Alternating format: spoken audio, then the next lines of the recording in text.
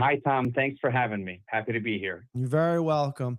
I believe this is you've run before. We were talking a little bit before about your platform, and you have concerns, of course, about where Clarkstown may be going in the future. One of the reasons why you're running for office. So, if you could provide a little bit of a background, your reasoning for running for supervisor, and then we can get into a little bit of your platform. Sure. I'm Eugene Bondar. I'm running as a Democratic candidate for Clarkstown Supervisor. I ran last year, and due to the change in New York State law, there's back-to-back elections. So there's going to be another one this November. And I've been in government for about a decade now, worked on city level, county level, and with federal funding. My background essentially is in procurement, contracts, land use, real estate, and municipal law in general. When I worked for the county of Rockland for 4 years as principal assistant county attorney, I got a very good inside exposure to how local governments operate here in Rockland and had several opportunities dealing with Clarkstown. Looking from outside in, it was kind of hard to see all of the issues that are happening in Clarkstown. But what really prompted me to run was seeing in 2023 when the town passed the law to rezone the business district in here in New City. I knew that that was going to be a big issue because they've had missed a couple of important steps during the process. So I decided to step up to the plate, leave my behind the scenes government role, and run for supervisor position because I think that we are in a critical time right now where there's still very little, but there is still options to reverse the course of overdevelopment that's planned here in Clarkstown. Yeah, and I note and the website to check out your entire, not just your story, but also the platform that you're running on. It's voteforbondar.com, Bondar.com. And from what I am getting the vibe of, especially from what you're saying, as well as the vibe on the website, is that the overdevelopment that, and obviously since COVID, residential housing is certainly at a premium based on every rental and purchase price out there. You're looking to keep from overdevelopment of residential and commercial zones in Clarkstown.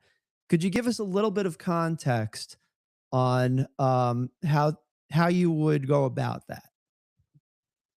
Sure. So I am for development. I think, affordability is a crisis nationally in Rockland and in the Clarkstown. And I think that specifically we need housing for new families. We need housing for seniors.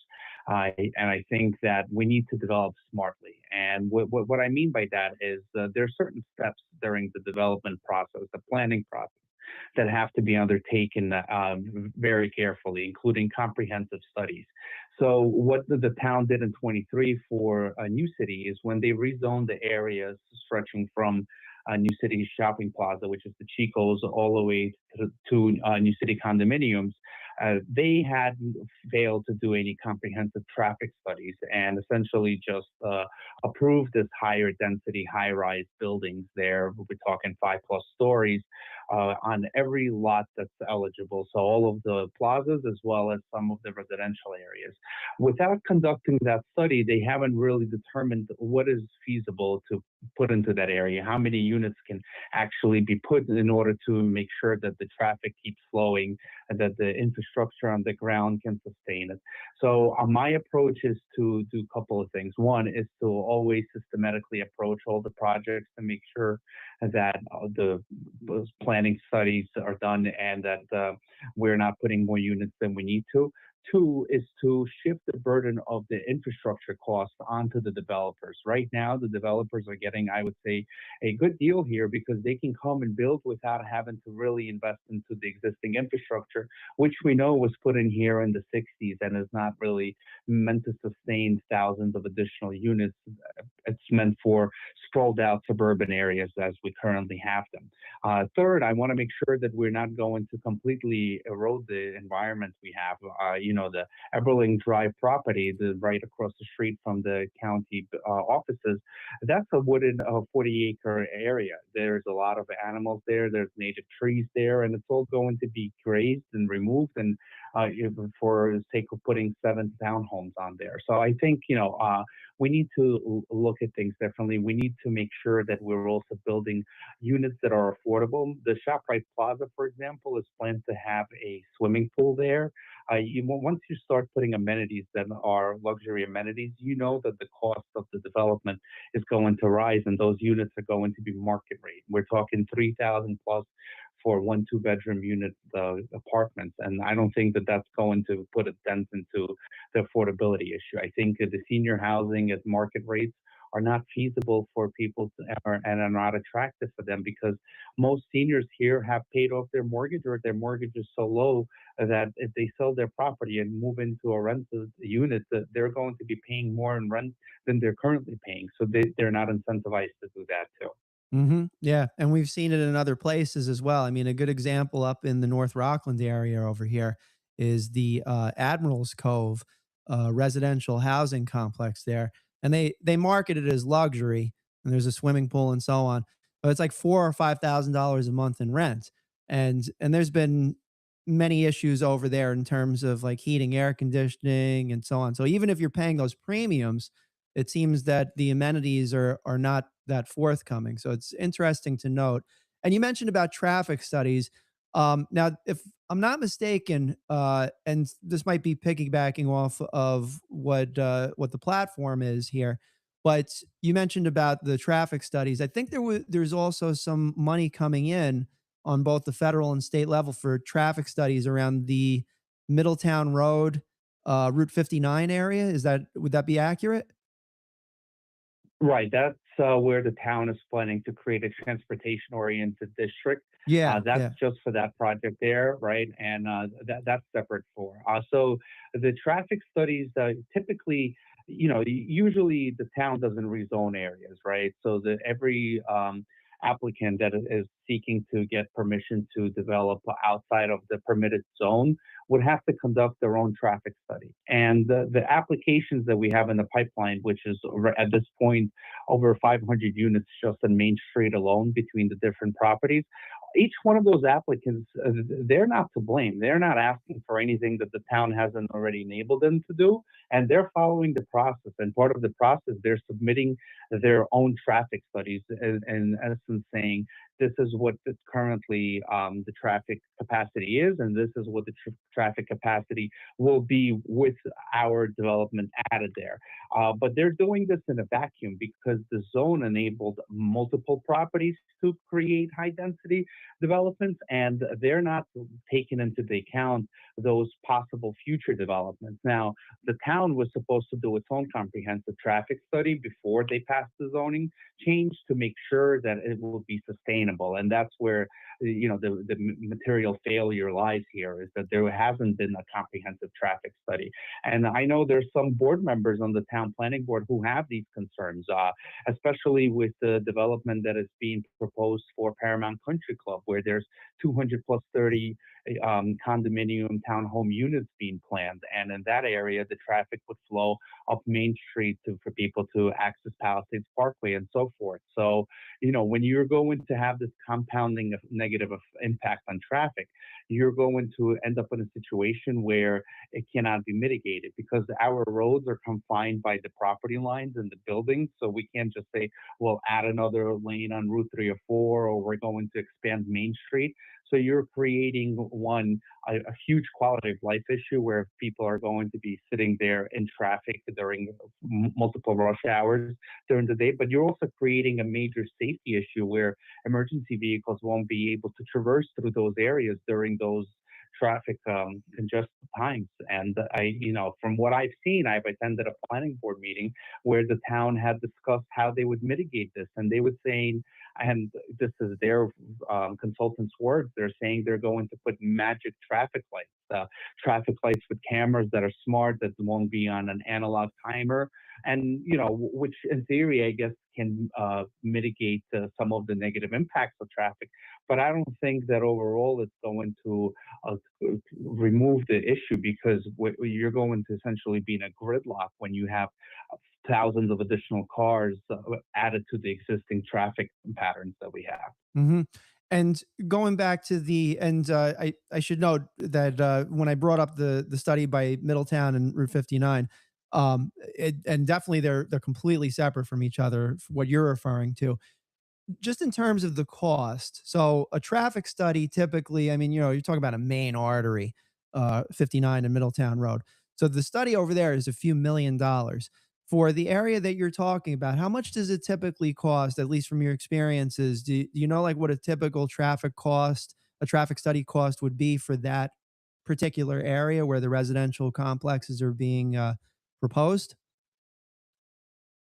I don't have an amount. I'm usually not involved in the cost of it. Like I said, usually the developers are paying the costs for this. So if the town would have to do it, they already have a consultant.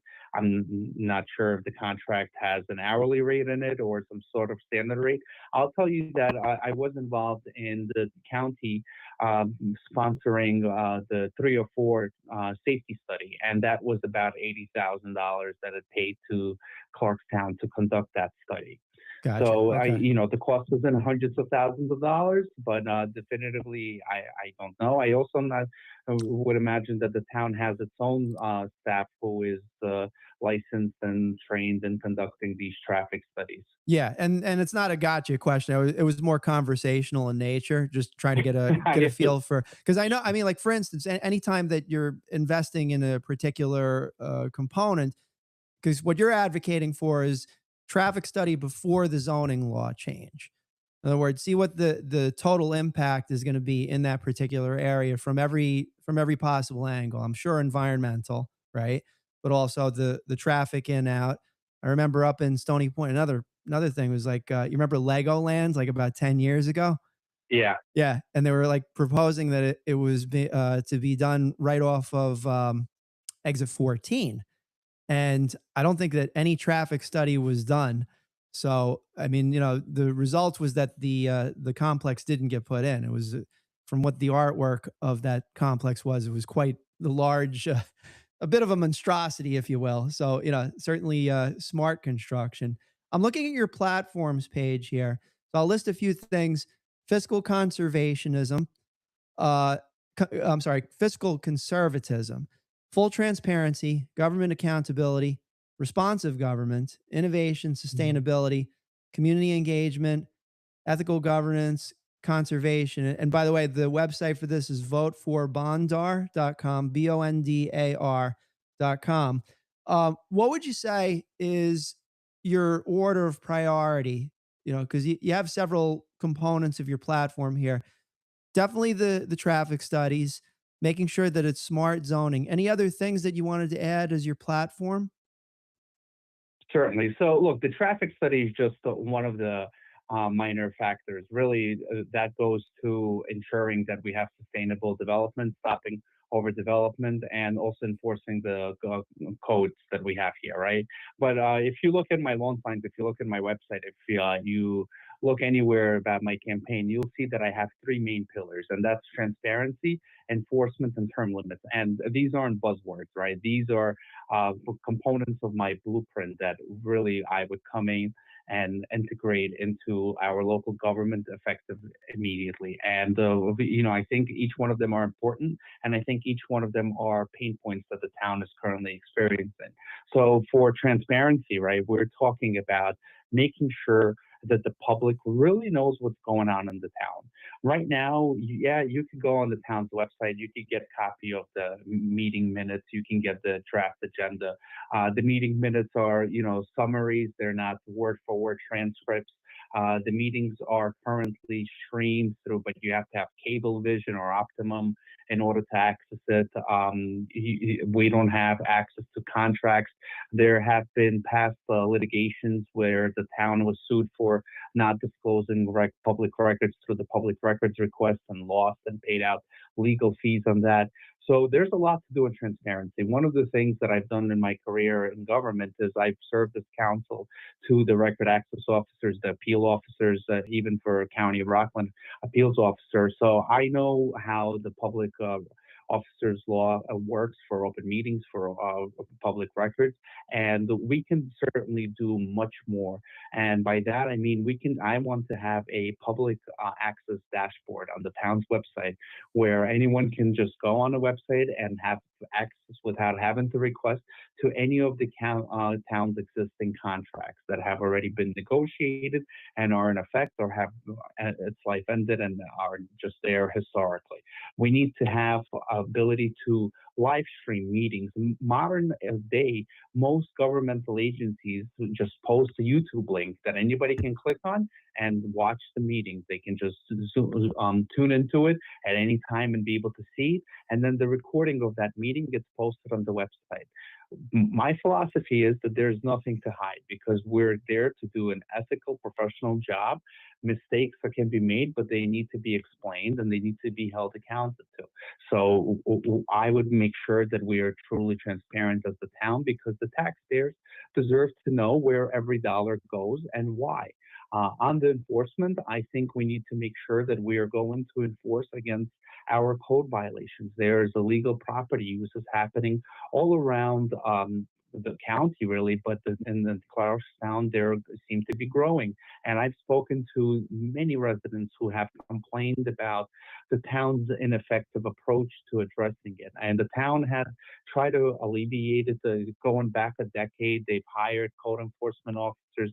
They've hired attorneys focusing specifically on code enforcement. It's almost like a script because, what you see in 2015, 2017, you saw the same thing happen early this year when the town said, we're going to dedicate another attorney to it. We're going to expand the code enforcement unit. But that's not where the problem lies. The problem here is that the wrongdoers know it's a pay-to-play scheme. They know that the fines are going to be less than the profits that they're making on this. So they don't have a real hard financial deterrent to stop from repeating their offenses, and that's what they keep doing. We have property owners who are purchasing properties with LLCs. The town has a law in existence for LLC registry for owners, which they are not really following by. We don't know who are these LLC owners are. Meanwhile, we have the tools to enforce against that. To solve the code enforcement issues, we have to make sure we never settle these cases. The town has a history of letting go of the wrongdoers by just having them promise that in the future they're going to comply with the law, which is actually inherent in the law, is that everybody will comply with it, right? So they're just letting people off while they're making tens and hundreds of thousands of dollars on illegally allowing illegal use of their property. But if we never settle, we drag them through the whole court process. We make sure that besides the full amount of fines that they're going to be paying back, they're going to be spending hundreds of thousands on their attorneys during that process. And that's going to tip the scale where it won't be financially feasible for them to illegally operate properties in Clarkstown. There are also other points to this that I will be releasing in the next couple of months on my campaign about how we can make sure that we deter illegal property uses. And the last thing is that's on my campaign platform that's important is term limits. Term limits are a big issue here, and it's actually a national issue. We hear people talk about Congress and all sorts of public offices that should have term limits. And we have a special history with term limits here in Clarkstown. As we know, our supervisor had advocated for them, had voted to implement them, and then when his time was up, had sued the town with the taxpayers' money to reverse them so that he could keep staying in office. I think that it's an issue that needs to be addressed.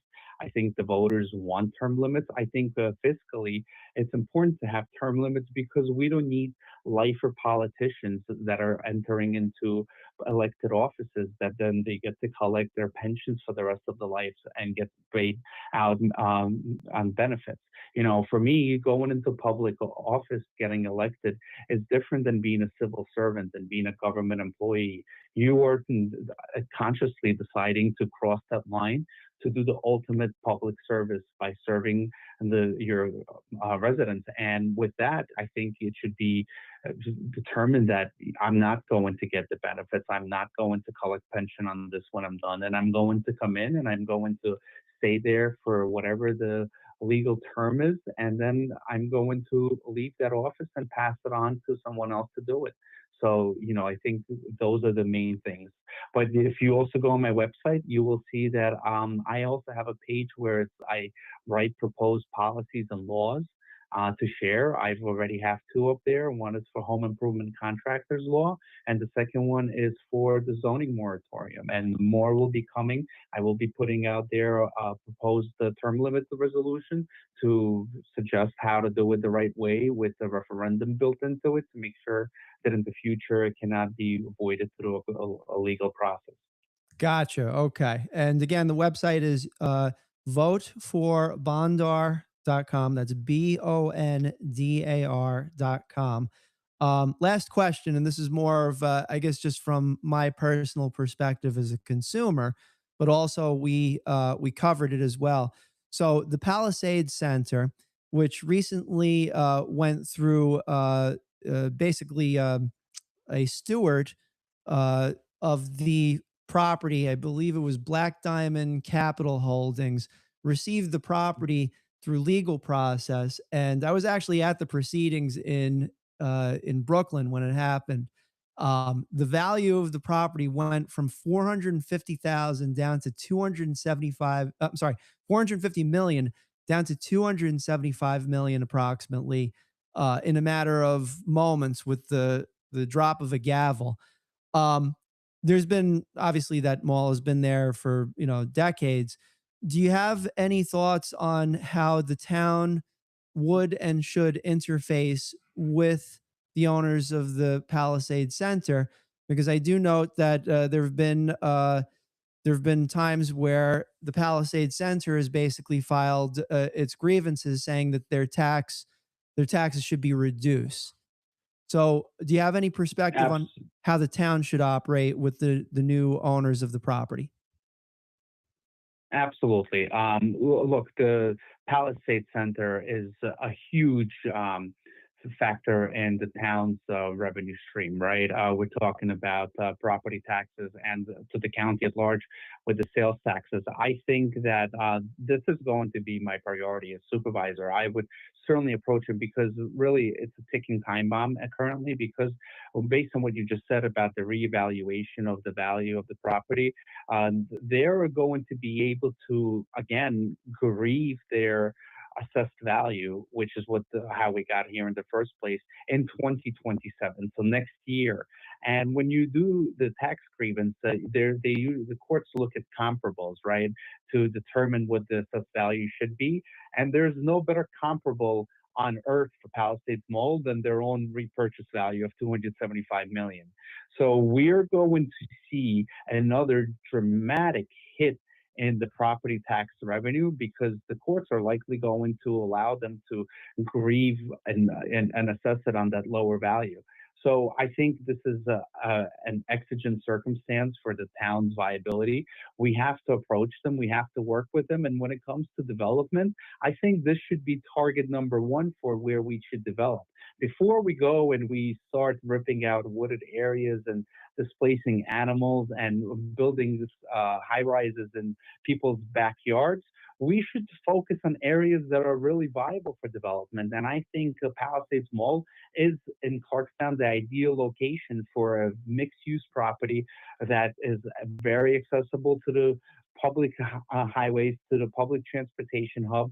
And I would work with the owners to make sure that we can achieve something that is going to be sustainable long term for housing, with affordable housing components in there, with shopping and entertainment built into it. The things that people would be attracted to. I think shopping, in person is going to be becoming less and less relevant with the generations to come. Internet shopping has come and made its mark. And I think that we need to find ways how we can attract people to make sure that they want to come there, that they want to live there. One of the things that the government can do is they can streamline all of the approval processes. They can accommodate and assist. The town is not really in a fiscal position to give out any tax breaks for developers, so that's probably not a viable option. But we could certainly do other things to cut all the red tape and the bureaucracies that we currently have in the Clarkstown to make sure that developers are able to efficiently and effectively achieve their developments there. So definitely, I think it's very important for the government to make this as a number one priority. Got it. Well, Eugene Bondar running for Clarkstown Supervisor. November 3rd is the election. Thank you for joining us on Rockland's News today. Thanks so much for having me. It's my pleasure. You run a very good podcast. I'm a fan personally, so it's my honor to be on it. Thank you so much. Okay, you got it. Thank you. Bye.